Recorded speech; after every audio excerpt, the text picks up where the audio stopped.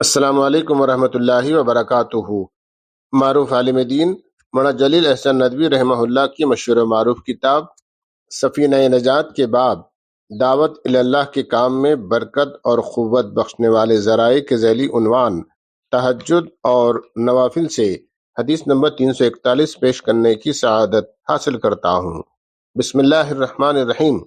رسول اللہ صلی اللہ علیہ وسلم نے ارشاد فرمایا، یہ دین یعنی اسلام آسان ہے، اور دین سے جب بھی مقابلہ کیا جائے گا وہ مقابلہ کرنے والوں کو شکست دے دے گا۔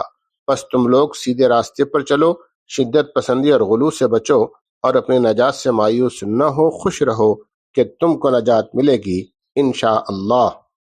اور کچھ صبح کو چل لو، کچھ شام کو چل لو، اور کچھ رات میں چل لو۔ اس حدیث مبارکہ کو روایت کیا ہے بخاری نے، اور اس کے راوی ہیں حضرت ابو ہریرہ رضی اللہ تعالی عنہ۔ مولانا جلیل احسن ندوی رحمہ اللہ اس حدیث مبارکہ کی تشریح کرتے ہوئے لکھتے ہیں، دین آسان ہے یعنی اس کے احکام آسان ہیں۔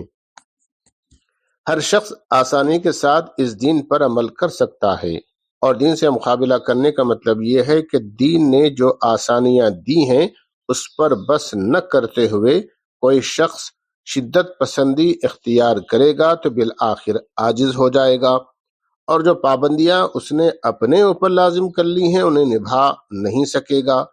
پس شدت پسندی سے بچانے کے لیے فرمایا، دین کی سیدھی راہ پر چلو، شدت پسندی اور غلو سے بچو، اپنے نجات سے مایوس کیوں ہوتے ہو؟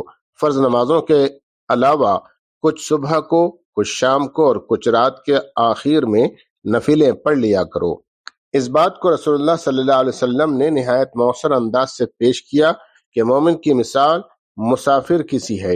جو مسافر ٹھنڈے وقت میں شام اور صبح سفر کرتا ہے اور کچھ رات میں راستہ طے کرتا ہے تو یہ خیریت اور آرام سے اپنے منزل مقصود پر پہنچ جاتا ہے، اور جو مسافر راستہ طے کرنے میں دن و رات ایک کر دیتا ہے، ایسا مسافر بالآخر تھک کر کہیں بیٹھ جاتا ہے اور منزل پر نہیں پہنچتا۔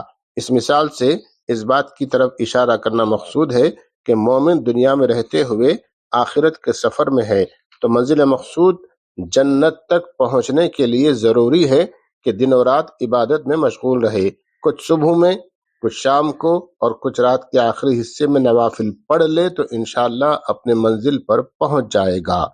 یہ تہجد، یہ اشراق اور چاشت کی نفلیں اسی کی عملی شکلیں ہیں جنہیں نبی صلی اللہ علیہ وسلم نے اپنی امت کے سامنے پیش کیا۔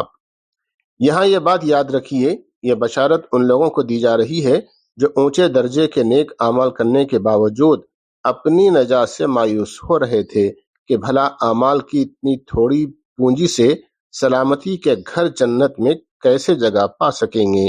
وآخر دعوانا ان الحمد للہ رب العالمین۔